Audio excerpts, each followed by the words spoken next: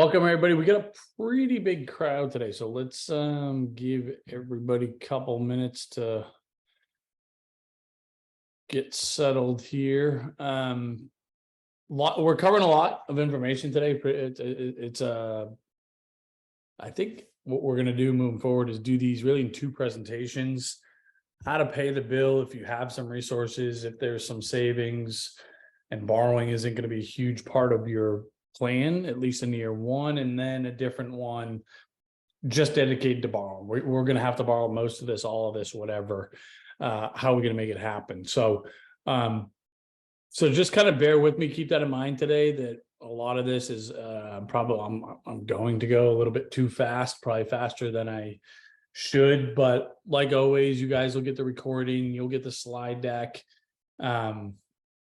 And obviously, if anybody wants to meet with me, any school counselors that want to meet with me on a one-on-one basis for any reason, you go ahead and book a time to do that. Let me share my link here.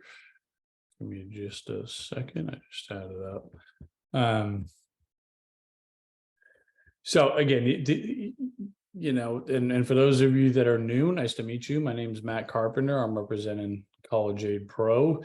I'm one of the founders here, and we partner with a ton of high schools throughout the country, and the more the merrier is our feeling. So book a time if you want to learn how we partner with high schools. A part of it is we just provide free education, like I'm about to lay on you all, and also our platform. We like to call it like the SCORE or the Naviance of financial aid and scholarships, right? Making sure that families and counselors kind of understand not just the right admissions fits, but what are these going to cost, right? What's your net cost? How do we find schools that are going to be more cost effective for our family based on our financial aid eligibility, based on the type of kid we have, based on the student's credentials, et cetera. So again, whether it's questions that are specific about loans or anything else, feel free to book a time, or to learn more about our deal.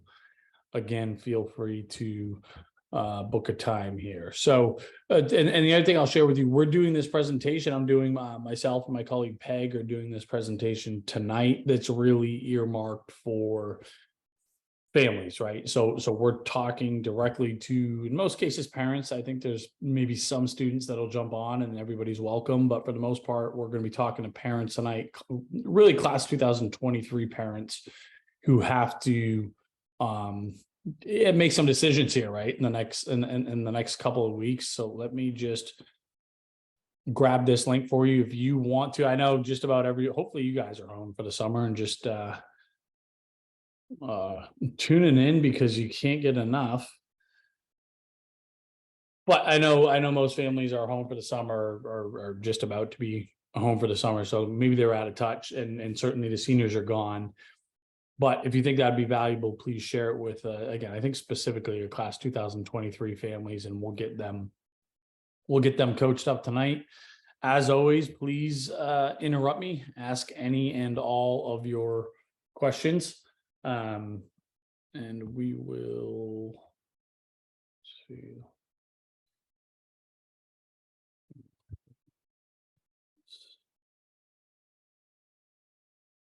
Okay.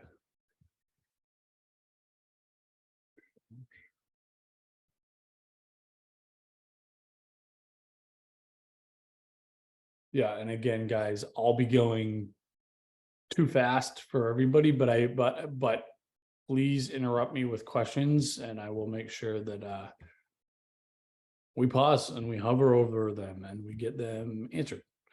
And if anybody wants to get some chatter going, even if it's just to me, let me know where you're at in the country, what high school that you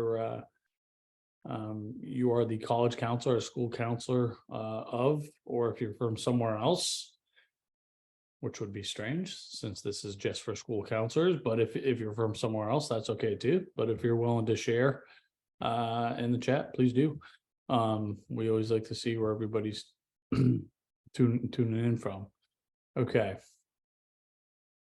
So here's kind of the deal, guys, right? How are we going to pay this bill? And I'm going to go a little bit faster through some of the parts that I'm going to just assume to be straightforward for a percentage of you all. If I'm wrong about that, again, just interrupt me and say, hey, no, this is not standard operating procedure. But just about all these colleges, they have payment plans, so you can chop this thing up where if we want to make monthly payments over the course of a year, we can do that. Most of them already started. Most of them start on June 1st. It doesn't mean you missed it. If you're going to start in July or August, usually most schools will have you make payments retroactively, right, for that first month. So if you say, I want to pay $1,000 a month and you start in July, they're going to say, well, in July, you got to pay $2,000. Is generally how it works. Again, every school is different. Not every school has a payment plan. Some of them, I pick on one of them, are annoying. I'm thinking of Michigan State. You can chop up your payment between 3 payments, right? So one more payment outside of your, semester bill there. Okay. We advise the way that we coach it is that we want families to make a decision by in and around the middle of July. Which loan are you going to actually execute? Do your homework and make a decision by then, so that when that first bill is issued, which is usually in and around middle of July, due in and around middle of August. And of course, again, everybody's different. But you've got plenty of wiggle room there from a timing standpoint, right? Usually these applications process very quickly, 1 to 3 days. Some of them are instantaneously, like the PLUS loan. But again, we like to create that false deadline to make sure in case something goes awry, people got a little bit of time to scramble. Okay. Cash flow is king, right? We always like to start by saying, okay, most of you are here today to figure out how to borrow, which loan to take. Before we go there, let's spend just a couple of minutes talking about how we might be able to reduce that amount, right? I just talked about the fact that just about all these colleges have payment plans, okay? And a stat that always really resonates with me is that if we can put $100 a month towards a payment plan or towards college, that's $5,000 less than somebody's going to have to borrow, right? If we look at 48 months over the course of the college career, $4,800, we round up a little bit to emphasize the point, but you kind of get it, right? $100 a month is $5,000 less that somebody has to borrow. So this is obviously, it's intimidating. You're trying to figure out, how am I going to pay this freaking huge bill times 4 years, times multiple kids, whatever. It's scary. But can we reframe that in a way to make this an opportunity, right? For most people, sending their kids to college is on the very short list of the biggest financial kind of benchmarks, landmarks, whatever you want to call it, of their lives, right? So maybe it's saving up and buying that first home, and maybe it's our marriage in there, somewhere. If we have kids, it's usually college and then retirement. Like there's, if we think about our kind of biggest financial things in our life, it's on the short list. So it's as a good excuse as any to just kind of stare at our current situation and make sure that we're being as efficient as we can be, right? Now's a great time to clean out our financial junk drawer, right? Are you overpaying are you not using a gym membership that you're paying for, right? Is now the time to cut the cable cord? Are you overpaying for insurance? Stare at your current fixed expenses and see if you can be more efficient anywhere. Holding on to that little tidbit that $100 that I free up somewhere else is $5,000 less than me or my kid has to borrow, right? It's a good mindset. And these are some of the mechanics of these monthly payment plans that schools have. You don't have to have the payment plan for the entire amount. So a lot of people think, well, I got to come up with $40,000. It's a 10-month payment period. I can't do $4,000 a month. Therefore, I can't do the payment plan. Doesn't work that way. If you can do $400 a month, that's $4,000 less that somebody has to borrow, right? And again, you can do the payment plan for any amount you choose at most schools, not just for the full amount, right? So again, every school is different. You got to deal with you got to do business as business is done at your college. Most of them have these payment plans. Most of them are $10. Most of them have some enrollment fee. You're not paying interest, but it's some one-time fee, and this is a fair range, $60 to $75, right? So now we talk about okay, as we think about reducing borrowing, when should we use what resources? Now, generally speaking, we recommend that families exhaust any resources they have for college first. Because as soon as we start borrowing, okay, with very few exceptions, the meter's running on the interest. So if we can delay borrowing a semester, let's do it. If we can delay borrowing a year, even better.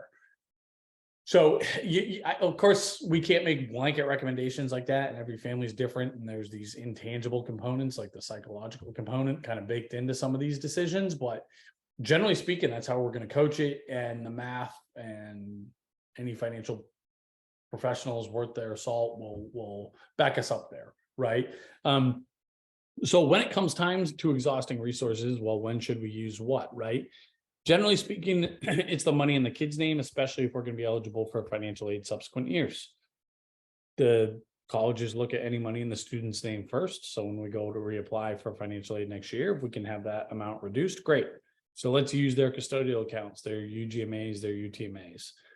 Then it's these other accounts that are earmarked specifically for college, and we're penalized if they're not used for college. Most famously, the 529s, ESAs, prepaid tuition plans, Coverdell's, basically operate the same exact way as 529s. We could all put them in one bucket, but that's the next bucket we would choose from. And then the third being our other kind of any other vehicles that might be earmarked for college. We set up this particular mutual fund, this CD, this bond, whatever that is earmarked specifically for college, right? You know, the 529s, we just got a ton of questions because they're the most popular investment vehicle, and some of them are pretty as simple but as frequent as, how do I get the money? I just been putting money into this account for 18 years. Now I need to take some out. How do I actually get that? It's any other investment vehicle. You just contact your financial institution and they'll give it to you however you want. We'll send it directly to school. We'll give you a direct deposit. We'll send you a check, whatever you want. There's no real right or wrong. You just need to make sure that at least there's a paper trail that shows that this money was in fact used for college expenses. Otherwise, if you're audited, you could pay a meaningful penalty there. Okay. Now, it used to be that the any 529 contributions from grandparents could potentially negatively impact need-based financial aid eligibility. That's gone away, or that is part of the FAFSA Simplification Act. Part of these FAFSA changes, one of the positive changes is that families won't be punished for this now if grandparents are contributing. So it's less, we have to worry less about coaching it appropriately, but it's always worth flagging again because we get the question. Okay. I won't get too far in the weeds here because this is just one that's going to be hard for, especially if you're not, don't consider yourself an expert with these types of things. But families that make less than $180,000 are eligible for, and have a student going to college full time, are eligible for up to a $2,500 tax credit. Okay. You just want to flag it for parents or you know, just say, hey, make sure you're talking to your CPA about this, because sometimes it's money that gets left on the table and it's a tax credit. It's not like it's reducing your taxable income. You're actually getting this dollar amount or reducing that dollar amount from your tax liability. There's a really wonky rule that says, okay, you can make less than $160,000, right? And you're going to get this tax credit for $2,500 unless you pay all of your college costs via a 529. So it's this way that people accidentally disqualify themselves from getting this $2,500 tax credit. So let's say my college bill's 30 grand. Okay. I have 50 grand in my 529. So I can pay it all year one out of my 529. And I go to do that. Well, I do that, and now I lose the tax credit because of this stupid IRS kind of like loophole in their favor. So what I'm going to have to do is I have to use $4,000 from any other vehicle aside from my 529 to pay that college expense in order to get my full tax credit. So in other words, in that example, my bill's $30,000. I got it covered in my 529, but I'm only paid $26,000 through my 529. And then the 4,000 I'm going to come up with wherever else, payment plan, savings, whatever. But now I'm going to get my full tax credit of $2,500, and I'm not going to disqualify myself because I didn't know that rule that was buried in the weeds there. Right. So again, we're getting pretty granular, but it's great advice, and a lot of people screw themselves because they just didn't know that. Okay, so that's how we can maybe reduce some of the ways that we can borrow, making sure that we're being smart for when we use what resources, and not making any mistakes in terms of tax credits, right? But now it's time to borrow. And here's some kind of general rule of thumbs and general rules of thumb, and we'll hit on these. Now, a question we get all the time is, how much is too much to borrow? And this is how we coach it, and the math supports it, is that perfect world, when we're talking about students specifically, we don't want to borrow more than we expect to make our freshman year, right? And actually, a great way to show this, and let me, I know I'm stop sharing for a second here. But for those of you that have followed along with us, you know that a lot of what we coach is through our platform here, and this is it, right? This is College Aid Pro, and every family has their own version of this. School counselors have theirs as well, if they want it. But for this piece is we're trying to look out over the 4 years to figure out, okay, what's the school going to cost me over 4 years? What's my budget? What are the total loans, right? And what does that outcome look like? And this is kind of how we're determining it, with how much is too much to borrow here, right? Perfect world, we don't have any loans. If we borrow less than the federal direct student loan, it's still a great outcome. And then our next kind of pocket that we can stomach is that we don't want to borrow more than the student is expected to make their first year graduating from college, right? And of course, that depends on the college.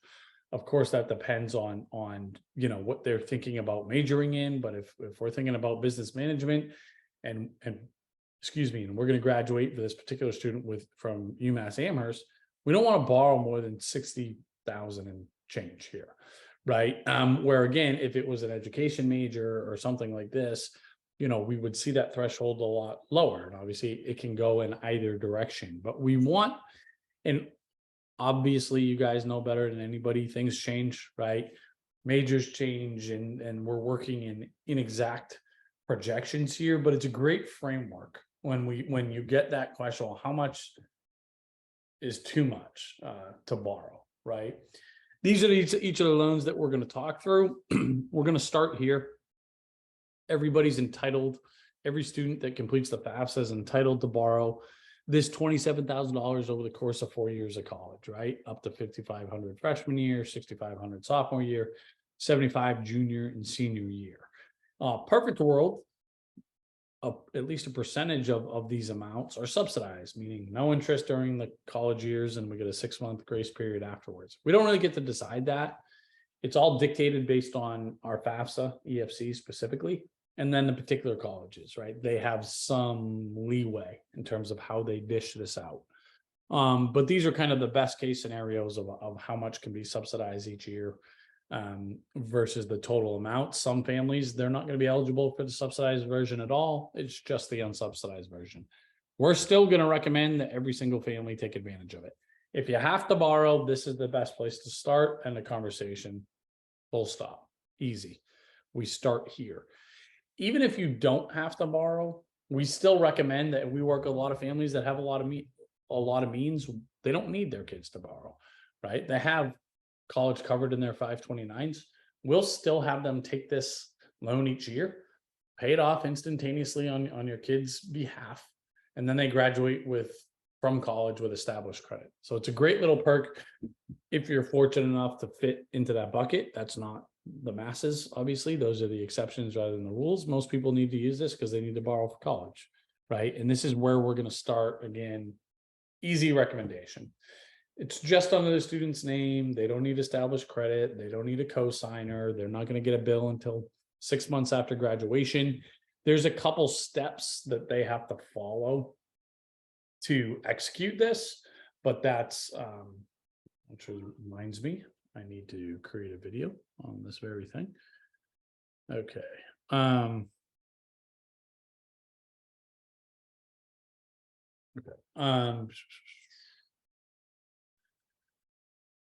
Okay, so that's that piece, right? The next federal government program, because that's a federal government program, that $27,000 is for parents. I'm sure most of you have heard of it, called the Plus Loan. Gets kind of some, I don't know. People have firm opinions, I guess, about all of these loans, for better, for worse. A lot of people hate the Plus Loan, think it's, and you can make a probably pretty strong argument, it's one of the biggest variables for how our college costs have got so out of control. You can make an argument it's number one. That said, I'll recommend it for certain families on a daily basis and feel extremely confident that it's the best option for them. And that's just, and that's not to say I don't disagree with the folks that say that this is the number one reason that makes college as expensive as it is today, because, the federal government is putting no caps on loans and anybody can use it. You don't need an income, you don't need good credit, nothing. So these colleges are incentivized to charge more, knowing that the federal government is going to give the money to these families, right?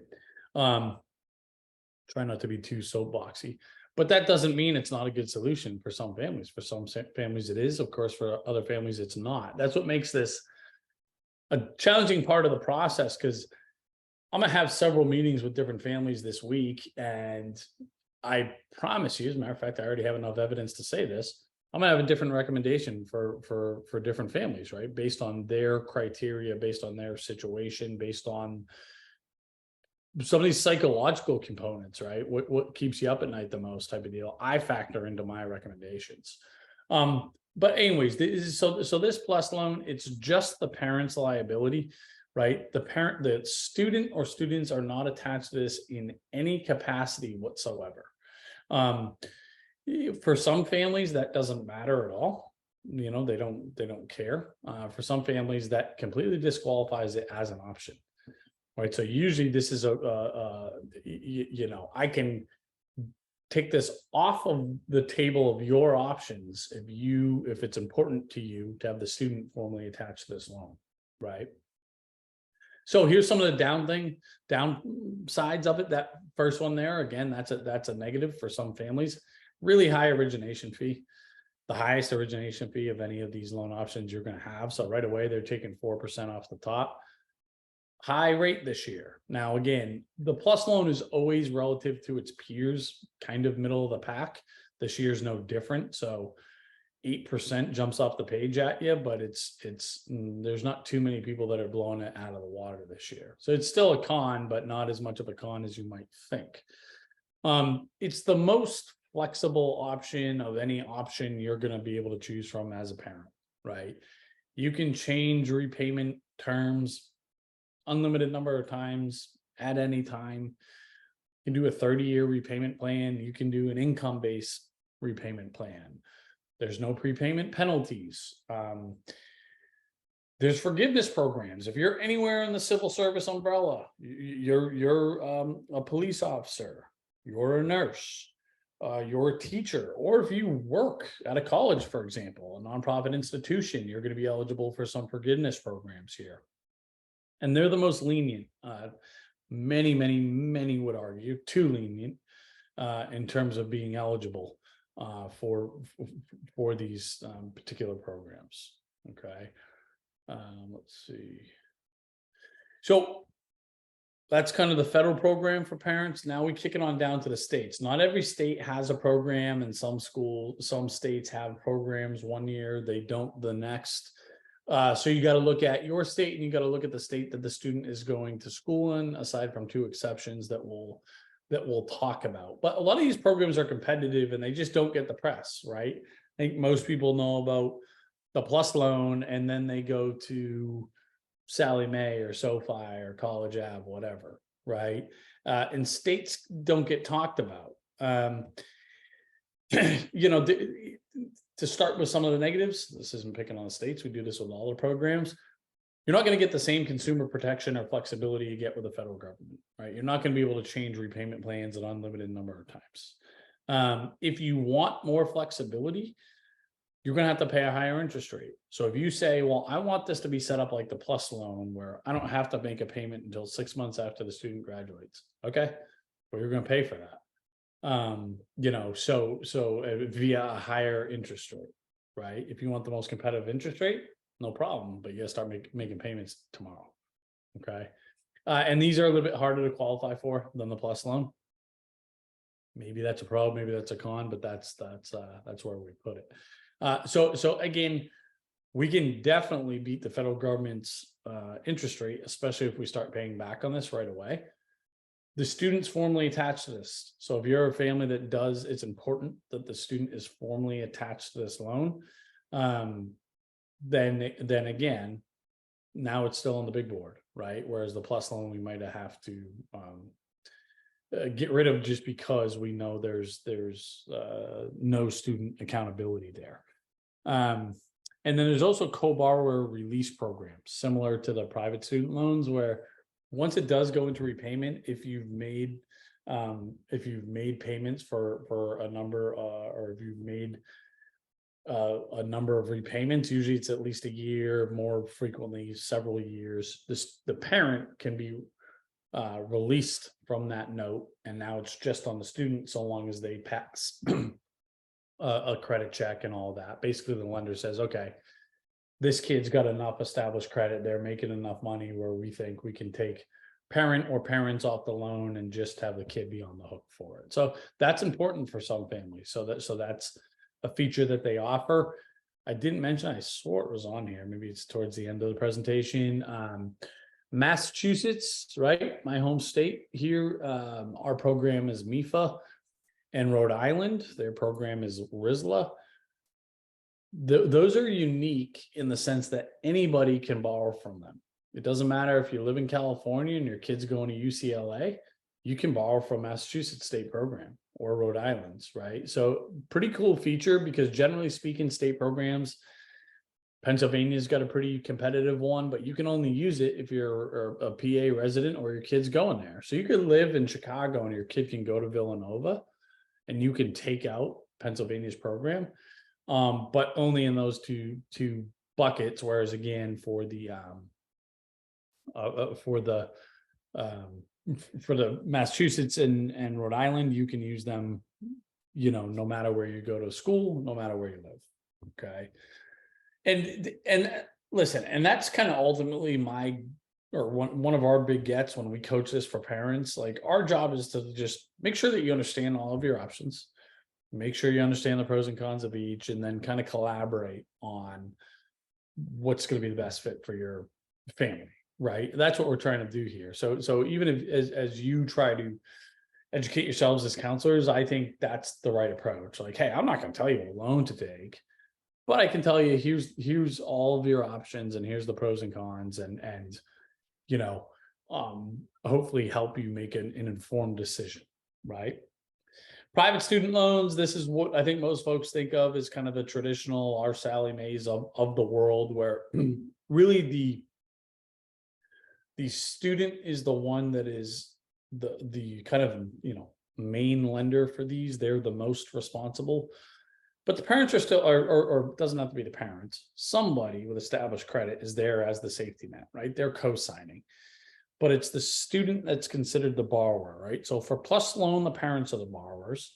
The state programs, the terminology they use is the student parent or co-borrowers.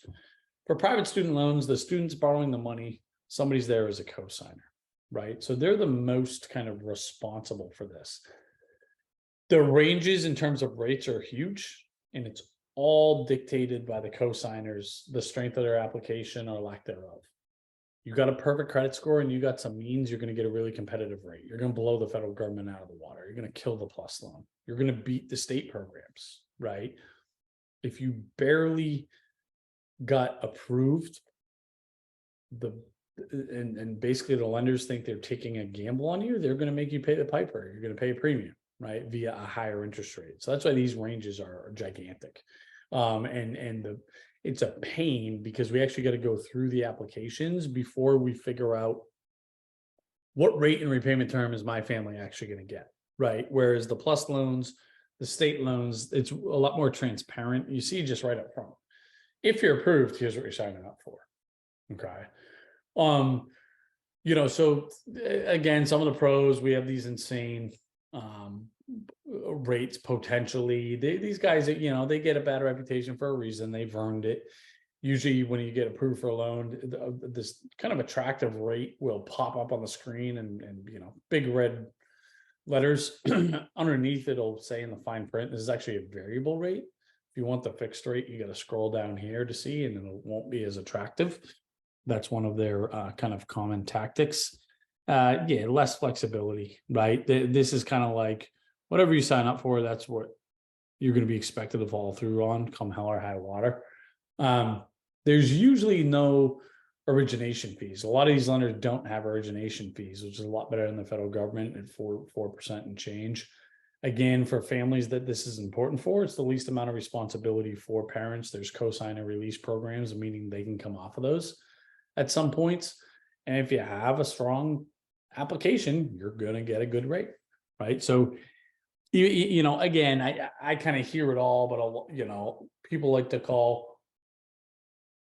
Sally Mae's the devil and all this, and those types of lenders. But I will recommend those types of lenders for some families because it is the best route for that particular family, right? I'm not saying these guys didn't earn their bad reputation in some ways, but it doesn't mean they should never be a recommendation or it's never the right solution for some families. Plenty of families they are. Okay, so now as we get into kind of alternative loans outside of our traditional education sections, home equity, this used to be a great recommendation. I used to love this. A couple of years ago, now the rates stink. I haven't recommended it once this year. I doubt that I will. Nobody on our team has either, and I doubt that they will. We're really in lockstep with this, just with the rates. But there's a couple different ways you can access home equity, whether it's a one-time, hey, I'm gonna do a 30-year, 15-year refi, pull out cash, and I get this lump sum check. Here you go. Here's $100,000. I start paying that back immediately, but I know that I'm signing for a fixed interest rate. If I go that route, I also got to be aware if I was eligible for need-based financial aid, I don't necessarily want to have this huge lump sum sitting in my bank account when I go to reapply for next year. So that's a factor I got to think about. Home equity line of credit or a HELOC, right now I can say, yeah, I want to borrow $100,000, but I only want to pull from it as I need it. I only want to start paying back from it as I need it. That's a great option. Also make sure, ensures that we're not going to hurt ourselves with need-based financial aid eligibility in subsequent years. But we do got to realize for most families, it's a variable rate. Okay. Generally speaking, we don't want anybody touching their retirement account to pay for college. You'd really have to talk us into that. It's a firm recommendation for tons of reasons. Sometimes where we will, maybe we can get talked into saying it's okay to borrow against your 401k plan, right? For those families that do have that option, sometimes it may make sense. Okay. Life insurance, the big kind of caveat here, don't pull out cash. If you have the ability in a cash value life insurance, it's okay to borrow against it. Because again, that can hurt your aid eligibility for subsequent years. If you pull the money out, they'll consider that untaxed income. It can really hurt your aid eligibility in subsequent years, as opposed to borrowing against it. You can still get the money, but it won't be something that impacts your EFC or SAI at all. Okay. Okay. And this is just something we show to be like, listen, most families, when they're choosing a loan, throwing darts, hope you get lucky, right? That's most family strategy. Sometimes you get lucky, sometimes you don't. On average, if the rate changes by 1%, that will translate to $30,000 in total amount paid and borrowed over the course of the life of the loan. So we're just trying to emphasize that, like, don't throw darts. Make a smart decision for your family. And I'm also not saying that you shouldn't necessarily choose a loan that you know has a higher interest rate than others. For some families, that makes sense. But don't do it by accident, right? Do it because you're intentional. This is a loan that we like to share just because it has really, really good rates and repayment terms. It's technically considered a private student loan. But as you can see, really competitive interest rate in school, one we can completely live with after graduation. The biggest knock on this loan is that we can only borrow up to $12,000 a year, but for some families, that's at a minimum, there's a meaningful amount. At a maximum, maybe it covers what they need, right? But this is not something that in my experience is is common knowledge, but it's something that we like to that we found. Somebody on our team found, I forget who. I don't deserve credit for this, but somebody on our team found it, and we want to make sure that everybody knows about it because it's a good, nice little program. And there's some specifics here that you can share with whoever you want to share this with. So, kind of in closing, as we're helping families make these decisions, right? And so somebody, and this is usually how the conversation starts. They're like, okay, what loan should I take, Matt? And I'm like, well, I got a couple questions for you before I can make a recommendation. Number one, how much does the rate of the loan matter? It matters a ton. That's everything. I only care who has the lowest rate. Okay, are you sure? Well, so is it okay if your student's not on that at all? Or you're okay if you have to start making payments immediately? Right? These other questions will kind of help inform that conversation. If it truly is only the rate matters, great. That's easy. Let's go find the lowest rate. Do you have excellent credit? Yes, I do. Awesome. Go apply in the private sector, see what you come back with. We'll compare that apples to apples with the state programs. Lowest rate, there's our answer, right? And maybe we use that private one that I just flagged for 12,000 of it. Okay. Who should be on the loan? Do you care if your kid's on there? Do you not? Does it matter one way or the other? I'm not saying there's a right or wrong, but you need to think about that and understand that because it's going to inform some of your options. How much do you value that consumer protection, that flexibility, that insurance, I like to call it, right? People hate the plus loan for all the reasons they hate the plus loan. It's too easy to qualify for. There's no limits on it. Origination fee, 8%. Totally get it. Those are probably in the cons category. However, go show me a close second for a loan that has more flexible options and repayment terms, right? And working with the federal government versus a private lender. There's not a close second. Again, so these are the things we have to start to weigh of like, do I like the federal government's programs better? I do. Do I like it 2% better than the state programs? I got to think about that, right? And these are the things we want to start thinking about. And really, it's the answers to those questions that are going to dictate, your deal here. So that's kind of as promised. I was going to go too fast. I think I delivered there. I'm happy to stick around for a couple more minutes if there's any particular questions. But let me just share again our link because again, tonight we are not going to go this fast, and it's going to be a lot more interactive. I promise you, because parents have lots of questions. But if you want to invite your families tonight, please do, and I will put this in the chat again. So here's the Zoom link. And then if anybody wants to book a time with me specifically for any reason, whether you want to talk about how we want to partner with your school, whether you have questions on the content today, I have my link in there as well. Okay.